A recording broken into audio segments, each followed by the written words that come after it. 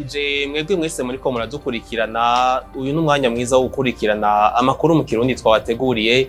Mudukundire duhere kuri izi ngingo nkuru ziyagize.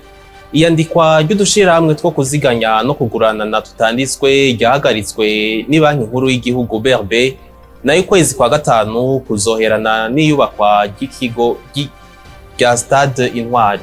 Amakuru saya gusa ido nido mu kanya.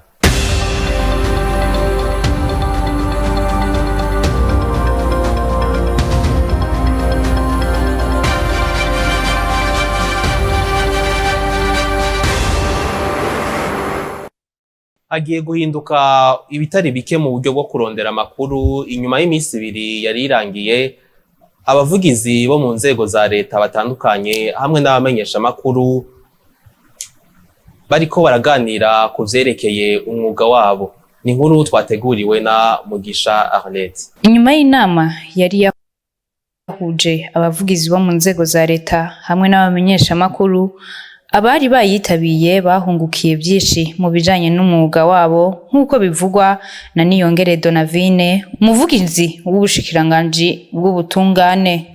Hariho akarusho kuko bimwe mu vyo twaravye muri iyi nama twarabonye nk'ingorane ziri hagati yo gukorana kw'iyo migwi ibiri. Izo ngorane rero umuntu amaze kuzibona, aho uherereye ugerageza gukora kugira ngo uzirengane, kugira ngo izo ngorane uzisimbe. Wa wundi ariko arakurondera kw'inkuru ayironke bimworoheye, nawe uyitanga wa wundi ariko arayikuronderako uyimuhe nawe bikoroheye. Idi Jafari arongoye isamirizi bene Rutana yakurikiranye izo nyigisho, aramenyesha inyifato y'umumenyesha amakuru mu gihe arondera amakuru ku muvugizi. Amenyesha amakuru bagenzi banje nabo nyene no batera akamo, kuko umuvugizi ushobora kumurondera gihutihuti ati ndakeneye inkuru kugira ngo kumbure wivuze kuri uwo munsi cyangwa yandike kuri uwo munsi, ari ugasanga nawe nyene ntafise ibikwiye kugira ngo ya nkuru ayiguhereze.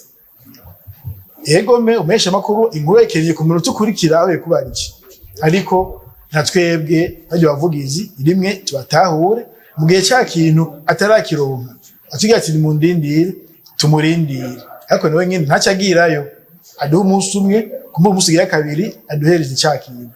Iyo nama ikaba yatunganijwe na Sun Network Media mu mugambi apromo ibifashijwe n'ubuserukizi bw'Ubufaransa mu Burundi. Iyandikwa ry'udushirahamwe two kuziganya no kuguranana ryahagaritswe ni banki nkuru y'igihugu BRB, utwanditswe tukazobandanya dukora nk'uko biri mu itangazo ryasohowe ni banki nkuru y'igihugu kuri uno wa kabiri Ruhuhuma 2023.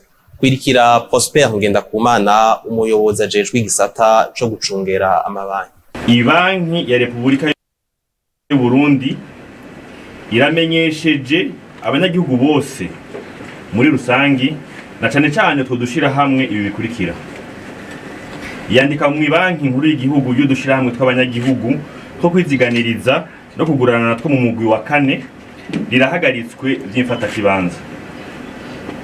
Amadosiye yamaze gushika mu banki nkuru y'igihugu imbere yuko iri tangazo risohoka azoherahezwa. Udushira hamwe tw'abanyagihugu two kwiziganiriza no kugurana tumaze kwandikwa mu banki ya Repubulika y'u Burundi duhamagariye gukora ibyo amategeko aturekurira vyonyene, navyo bikaba ari ukwakira intererano z'abanywanyi batwo kandi tukabaha n'ingurane hisunzwe amasezerano bagiraniye. Hagashira hamwe na kamwe ishira hamwe na rimwe canke umuntu numwe arekuriwe gukora mu buryo ubwo ari bwo bwose ibikorwa by'amabanki canke ivy'amashira hamwe yo kuziganya no gutanga ingurane ntonto atabiherewe uruhusha ni banki nkuru y'igihugu. Uzofatwa yabirenze ko azohanwa hisunzwe amategeko y'u Burundi agenga ico gisata. Muradutunga muhejeje gukurikirana Prosper Ngendanganya, umuyobozi w'igisata co gucungera amabanki. Umukuru w'igihugu Evariste Ndayishimiye aramenyesha ko amatongo yose araya leta. Tumukurikire. Umunsi twowe miliyaridi 8 nta handi tuzoja tuzogondanira muri Burundi ubu. Ntiwigire ngo ufise hegitari tuzoyigabura. niyo Burundi, itongo ry'Uburundi ni ry'abarundi. Hajya wewe be mwari muzi gituma batanga empofos, mwari mubizi atayo mutanga empofos. Urumva wewe uri kunezerererwa hajya ahantu uba, hajya ahantu urima, hanyuma abandi barundi rero batahanezererewe, irifo kucubaha akantu, ucubakira ishure, ucubakira ibitaro, ukubaka amabarabara. Erega ikori ayo mahera nicakora mwisanzu. Nico gituma umuntu arya ikigega ca leta ntawe bitaniye no kumenja. Umuntu yiba amahera ari mu kigega ca leta ntawe bitaniye no kumenja. Empofos rero igituma nitongo ry'Uburundi, we barakunotoreye ko gatoyi, cutanga ikori kugira abo batakarose kako kantu nabo baronke basi wabaguriye ko gatoyi. Lodesu elodesi si wawe, bari mubizi. Uzubona umuntu ngo hariya ngo numvise ngo hari inzahabu ngaje kugurayo ihegitare 10 ngo gutyo wizirya zahabu zibakwanje zabaye gwawe ryari. N'inzu yawe ihagaze ku nzahabu turakwimura tukazimba.